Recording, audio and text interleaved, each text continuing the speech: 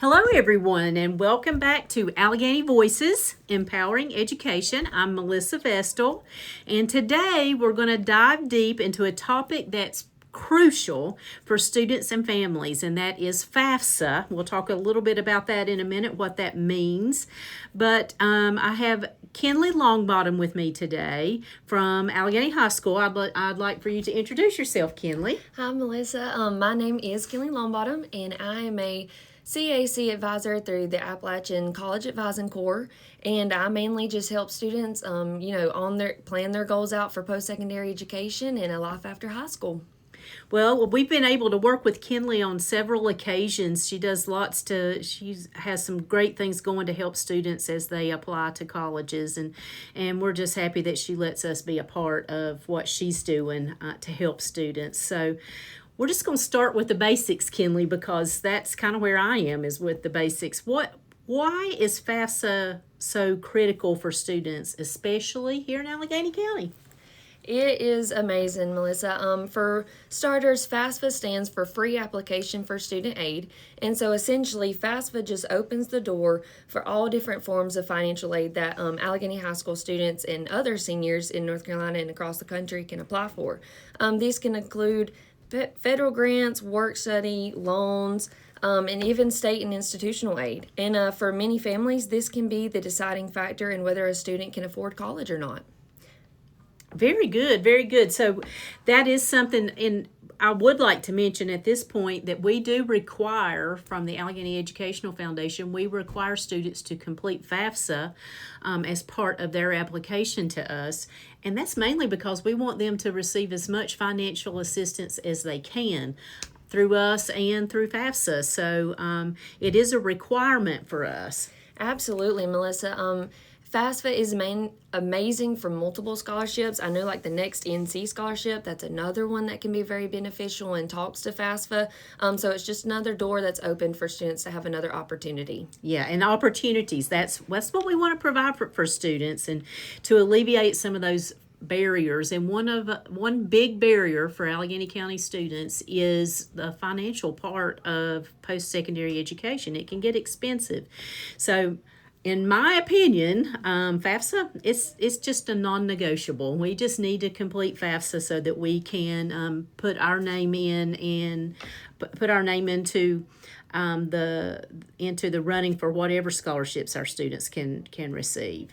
Absolutely, I 100% agree. So tell me a little bit about the process from beginning to end. You've got a plan for these kids, and what's one of the first things you do with them when they come to school in August?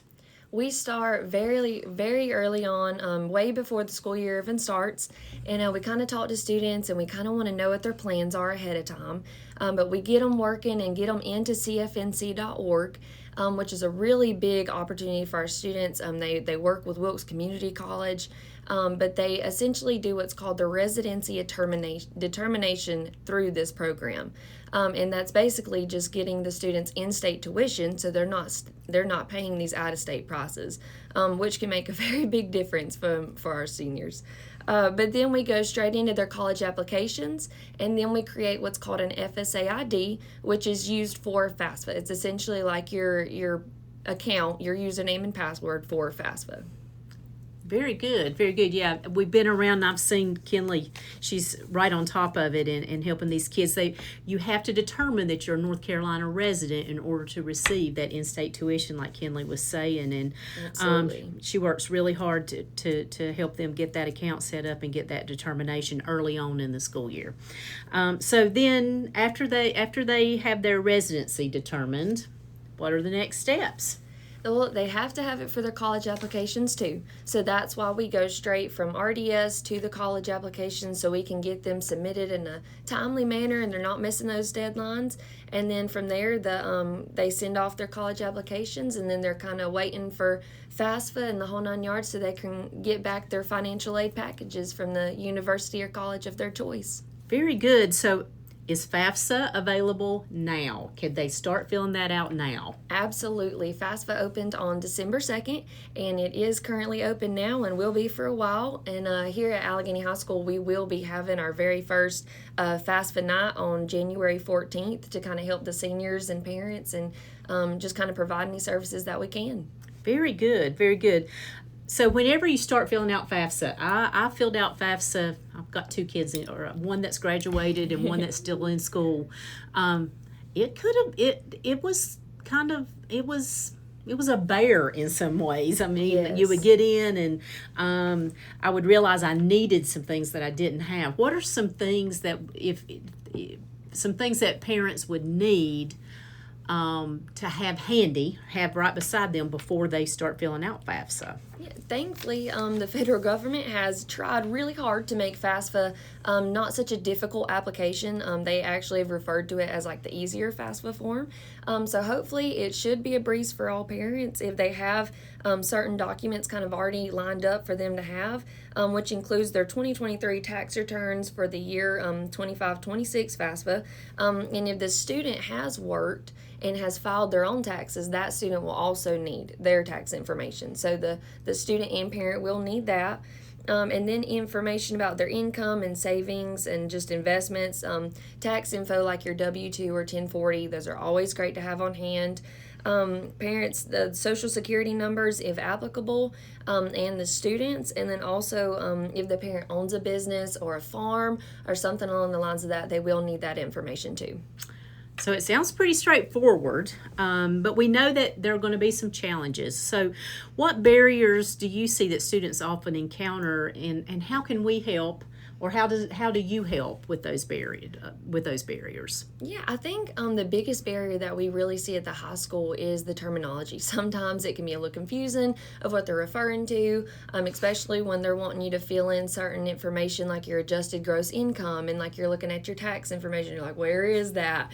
Thankfully, at Alleghany, our little team that we have, Miss Courtney Bennett and Miss Delina Pipes, we've done this for a while, so we're pretty well versed in the terminology, and we can be like, oh yeah, it's right here, and we can get you there real quick. So yeah, if anyone has any questions, we're more than happy to help maybe make the process a little bit easier. Very good, very good. And we know, so that it's very helpful to know that we have those resources at the high school, and I've witnessed questions come up with FAFSA, and we've always been able to help the families figure that out. But so what would you say to a family that is just procrastinating and not filling out their FAFSA? I mean, sometimes, when it's something that seems a little daunting, you just kind of put it off. Why should you not put FAFSA off? Well, FAFSA is first come, first serve. So that would be my biggest reason to not put it off, because the sooner you fill it out, the more likely you are to get more money from them. And so that would be my biggest reason. And I know it can be daunting and it can be confusing, but getting it in is the sooner the better. Very good. So FAFSA, it's the key to opening or unlocking opportunities. We thank you for your insights. Do you have anything else to add about FAFSA and the importance of FAFSA? I would just kind of note that everyone can go to studentaid.gov and start their FSA IDs. It's really important that the student and the parent has one, especially before they start the application for FAFSA. It's really great for parents, especially to have that FSA ID made a good 3 to 4 days before they start the application. And students and parents, it's just important to note that they can't make their FSA IDs and then start the application right then. It gets a little confusing, and some people are like, I just made it, why can't I get in? So it's just really important to know, if you kind of stay on top of things and get the FSA ID created beforehand, it'll make things a lot smoother later down the road. That's a great piece of advice. I appreciate you offering that up, because that's one thing I remember about FAFSA is I was ready to sit down and start and just complete the whole thing. But there are some steps that you have to go through, and Absolutely. some verifications that you have to get in order to complete the FAFSA. So here at the Educational Foundation, we really encourage students to complete the FAFSA. Like we said, it's part of our application, and I would like to tell you that it's not due. You don't have to have FAFSA completed in order to complete our application. We just need you to get we need FAFSA to be completed before we send money to colleges. So don't let that be a barrier as far as filling out the Alleghany Educational Foundation application that will open up in January. Just another plug for that. It opens on January 1st and it closes on January 23rd, and that is a hard deadline. So you have 23 days to get that application completed. But I do want you to hear that. We want you to get FAFSA completed because we want to help you in every way that we can. But you do not have to have FAFSA completed to turn in our application. So go ahead, work on FAFSA. Pay attention to your email. Students' emails. We'll send that form out to them, that application out to them on January 1st, 12 o'clock a.m. So just be ready for that to come and be working on FAFSA and try to get that done. We're excited for students because I think students are starting to hear from some of them that applied early. They're starting to hear some of these decisions, and I know they're excited. And whenever it comes time to look at how they are going to financially handle the school that they're going to, these are very important pieces of information, your scholarship information and the FAFSA. Let's hit just a minute, if you don't mind. There are some other local scholarships that students can apply for.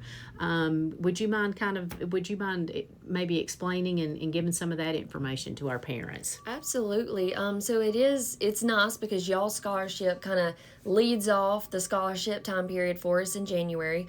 Then the SECU scholarship through the credit union, that'll be another big one.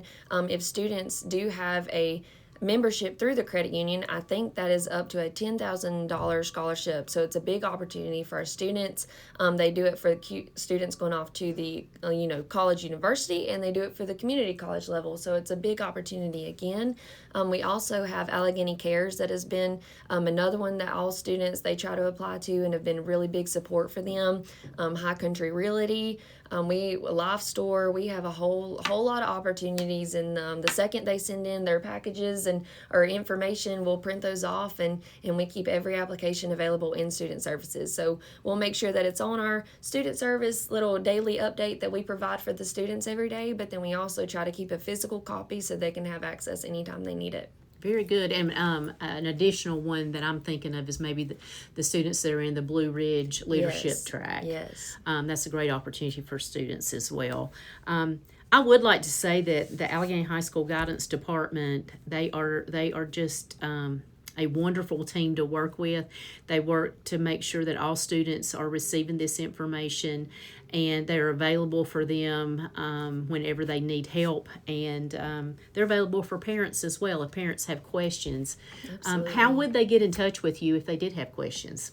Well, they just call the high school and Jessica will send them straight to us. Mandy also is up there, and if anybody needs to walk in and just, hey, I need help, pretty much any one of us will be right there and can answer the question on spot. So they are a great team. We've worked together for years, and by now it's just kind of secondhand, all this stuff, we've got it. So anything we can do to help, we're more than happy to. Perfect. They are a great resource. I appreciate all that they do, and do you have anything else to add, Kinley? I'll just say thank you for all that y'all do. Y'all scholarship, I've seen it for years. It's been a really big help and big support to our students at Alleghany High School. They make a big difference, and so all the work that y'all do is definitely recognized, and we at the high school, we appreciate it. Well, so thank you. Our community, I will say we have a wonderful community of Absolutely. people that care about our kids. So anyway, until next time, this is Melissa Vestal, and I'm just going to remind you to dream big and be empowered with your education. So thanks for tuning in to Alleghany Voices, and we'll talk again soon.